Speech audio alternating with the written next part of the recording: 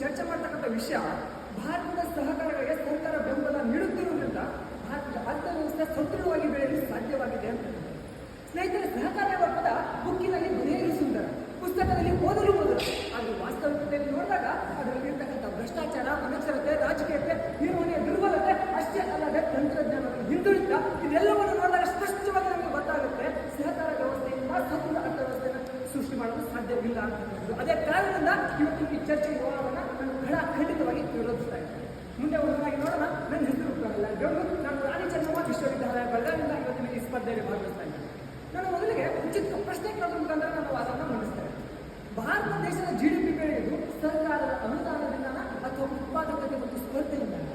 ನಾವು ಮೊದಲಿಗೆ ಅರ್ಥ ಮಾಡ್ಕೋಬೇಕಾಗಿರೋದು ಸದೃಢ ಅರ್ಥವ್ಯವಸ್ಥೆ ಅಂದ್ರೆ ಏನು ಅಂತ. ಸದೃಢ ಅರ್ಥವ್ಯವಸ್ಥೆ ಅಂದ್ರೆ ನಿರಂತರ GDP ಬೆಳವಣಿಗೆ, ಹೆಚ್ಚಿನ ಉತ್ಪಾದಕತೆ, ಜಾಗತಿಕ ಸ್ಪರ್ಧಾತ್ಮಕತೆ, ತಂತ್ರಜ್ಞಾನ ಆಧಾರಿತ ಉದ್ಯೋಗಗಳು, ಅಷ್ಟೇ ಅಲ್ಲದೆ ರಫ್ತು. ಇಷ್ಟೆಲ್ಲವೂ ಕೂಡ ಸರ್ವತೋಮುಖವಾಗಿ ಅಭಿವೃದ್ಧಿ ಹೊಂದಿದಾಗ ಮಾತ್ರ ಸದೃಢ ಅರ್ಥವ್ಯವಸ್ಥೆ ಬೆಳವಣಿಗೆ ಹೊಂದಿದೆ. ಇದರಲ್ಲಿ ನಮ್ಮ ಸಹಕಾರ ಕ್ಷೇತ್ರದ ಕೊಡುಗೆ ಎಷ್ಟು ಅಂತ. ದೇಶದ GDPಯಲ್ಲಿ ಸರ್ವತೋಮುಖವಾಗಿ ಸಹಕಾರ ಕ್ಷೇತ್ರದ ಕೊಡುಗೆ ಕೇವಲ 7% ಮಾತ್ರ.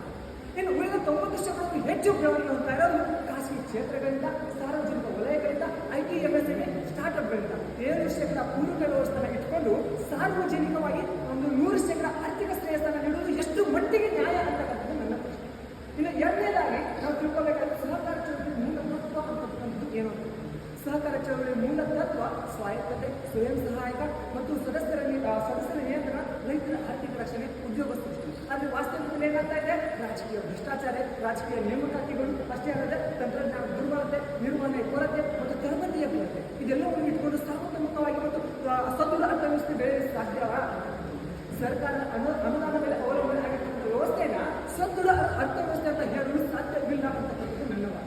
ಇನ್ನು ಮೂರನೇದಾಗಿ ನೋಡಬೇಕಾದ್ರೆ ನಷ್ಟದಲ್ಲಿ ಇರ್ತಕ್ಕಂಥ ಅರ್ಥವ್ಯವಸ್ಥೆ, ನಷ್ಟದಲ್ಲಿ ಇರ್ತಕ್ಕಂಥ ಸಹಕಾರ ಸಂಸ್ಥೆಗಳಿಗೆ ನಾವು ಅರ್ಥ ಮಾಡ್ಕೊಳ್ಬೇಕು. ನಮ್ಮ ದೇಶದಲ್ಲಿ 8,50,781 ಸಹಕಾರಿ ಸಂಸ್ಥೆಗಳು ರಿಜಿಸ್ಟರ್ ಆಗಿದ್ದು, ಅದರಲ್ಲಿ 6,25,514 ಮಾತ್ರ ಚಾಲ್ತಿಯಲ್ಲಿದೆ.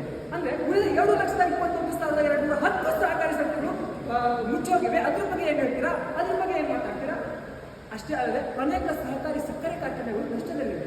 ಅನೇಕ ಸಹಕಾರಿ ಬ್ಯಾಂಕ್ಗಳು RBI ನಿಯಂತ್ರಣಕ್ಕೆ ಒಳಪಟ್ಟಿವೆ. ಠೇವಣಿದಾರರ ಹಣಕ್ಕೆ ಸರ್ಕಾರ ಭದ್ರತೆ ನೀಡತಕ್ಕಂಥ ವ್ಯವಸ್ಥೆ ಉಂಟಾಗಿದೆ. ಇದನ್ನ ಸದೃಢ ಅರ್ಥವ್ಯವಸ್ಥೆಯ ಲಕ್ಷಣ ಅನ್ನೋದ ಅಥವಾ ವ್ಯವಸ್ಥೆ ವೈಫಲ್ಯಗೊಳ್ಳುವ ಸೂಚನೆ ಅಂತ ಅನ್ನೋದ?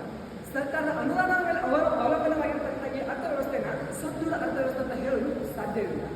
ಅಷ್ಟೇ ಅಲ್ಲದೆ ನಮ್ಮ ದೇಶದಲ್ಲಿ 6,21,514 ಸಂಸ್ಥೆಗಳಲ್ಲಿ ನಮ್ಮ ದೇಶದ ಜನಸಂಖ್ಯೆಯ 28,69,74,736 ಜನ ಸದಸ್ಯರು ಒಳಗೊಂಡಿದೆ. ಅಂದರೆ ಕಳೆದ 3 ವರ್ಷಗಳಿಂದ ಕೇವಲ ನಮ್ಮ ದೇಶದ ಜನಸಂಖ್ಯೆ 20% ಮಾತ್ರ ಸದಸ್ಯರನ್ನು ಹೊಂದಿರ್ತಕ್ಕಂಥ ಈ ದೇಶ, ಈ ಸಹಕಾರ ವ್ಯವಸ್ಥೆ ನಿಜಕ್ಕೂ ಬೆಳವಣಿಗೆ ಹೊಂದ್ತಾ ಇದೆಯಾ? ನಿಜಕ್ಕೂ ಬೆಳವಣಿಗೆ ಹೊಂದ್ತಾ ಇದೆ ಅನ್ನೋದಾದ್ರೆ ಯಾಕೆ ಸದಸ್ಯರ ಸಂಖ್ಯೆ ಹೆಚ್ಚಾಗ್ತಿಲ್ಲ?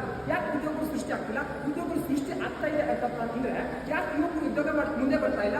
ಉದ್ಯೋಗ ಮಾಡಕ್ಕೆ ಮುಂದೆ ಬರ್ತಾ ಇದ್ದಾರೆ ಅನ್ನೋದಾದ್ರೆ ಯಾಕೆ ನಮ್ಮ ದೇಶದಲ್ಲಿ 34% ಅಧಿಕ ಜನ ನಿರುದ್ಯೋಗರಾಗಿದ್ದಾರೆ ಅಂತಕ್ಕಂಥದ್ದು ನನ್ನ ವಾದ. ಇನ್ನು ನಾಲ್ಕನೇದಾಗಿ ನಾವು ನೋಡ್ಬೇಕಾದ್ರೆ ರೈತರ ಆತ್ಮಹತ್ಯೆ ಮತ್ತು ನಿರುದ್ಯೋಗ. ರೈತರ ಆತ್ಮಹತ್ಯೆ ಸ್ನೇಹಿತರೆ, ಸಹಕಾರ ಚಳವಳಿಯ ಒಂದು ಮೂಲ ಉದ್ದೇಶವೇ ರೈತರ ಆರ್ಥಿಕ ರಕ್ಷಣೆ. ಆದರೆ 2023ರ NCRB ಪ್ರಕಾರ ನಮ್ಮ ದೇಶದಲ್ಲಿ ಒಂದು ವರ್ಷಕ್ಕೆ 10,786 ಜನ ರೈತರು ಆತ್ಮಹತ್ಯೆ ಮಾಡ್ಕೊಳ್ತಾ ಇದ್ದಾರೆ. ಅಂದ್ರೆ ದಿನಕ್ಕೆ 30 ಜನ ರೈತರ ಜೀವ ಉಳಿಸಕ್ಕೆ ಆಗದೆ ಇರ್ತಕ್ಕಂಥ ಈ ವ್ಯವಸ್ಥೆ ದೇಶದ ಅರ್ಥವ್ಯವಸ್ಥೆ ಉಳಿಸುತ್ತಾ? ದೇಶದ ಅರ್ಥವ್ಯವಸ್ಥೆನ ಸದೃಢಗೊಳಿಸುತ್ತಾ?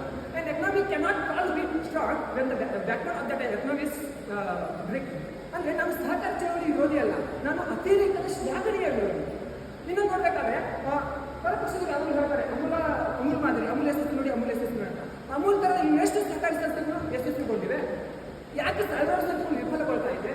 ನಾನು ಹೇಳೋದು ಇಷ್ಟೇ, ಸಹಕಾರಿ ವ್ಯವಸ್ಥೆ ಅಂತಕ್ಕಂಥದ್ದು ಭಾರತದ ಅರ್ಥವ್ಯವಸ್ಥೆ ಒಂದು ಚಕ್ರವಿದಂತೆ. ಆ ಚಕ್ರವನ್ನು ಇಡೀ ವಾಹನ ಅಂತ ಹೇಳೋದು ಎಷ್ಟು ಮಟ್ಟಿಗೆ ಸರಿ? ಅದೇ ಕಾರಣದಿಂದ ಇವತ್ತಿನ ಈ ಚರ್ಚೆ ವಾದವನ್ನು ನಾನು ಅಂಕಿ ಅಂಶಗಳ ಆಧಾರದ ಮೇಲೆ, ಮಾನವೀಯ ದೃಷ್ಟಿಯ ಮೇಲೆ ನಾನು ಖಂಡಿತ